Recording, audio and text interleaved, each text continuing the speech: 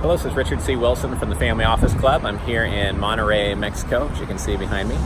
And I am speaking at a family business summit here, and just got off stage talking about how we work with centimillionaires, $100 million net worth families. And the thing that two people came up to me afterwards to talk about were the mental constructs and the mental models and the little processes or little machines that can work as ideas in the business marketplace. And I found this idea resonates with families that have a business that they have sold and perhaps they're worth $100 to $200 million. I found it resonates with business owners, but also with larger operating family businesses. One of them I just had lunch with has over 5,000 employees, for example. And the stacking of different mental models when your energy is focused on the area where you created your wealth as a family, or on the area where you add the most value possible out of all the things you could be doing in your investment portfolio or in your business, is an idea I've really started to implement since being part of Dan Sullivan's Game Changers program.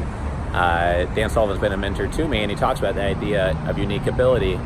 And when you apply unique ability and that mental model of an idea itself, and you stack that on top of the DNA of where your family created your wealth, what you're personally very good at, what is a new trend in your industry and a change that you can help expedite what is going to be inevitable in your space, and you take best practices you've learned the hard way, or your family's learned the hard way over decades, and you put all those things over each other, and you only spend energy on the intersection of those ideas, is when you get a real multiplier effect and you get a great return on your time and your dollars invested.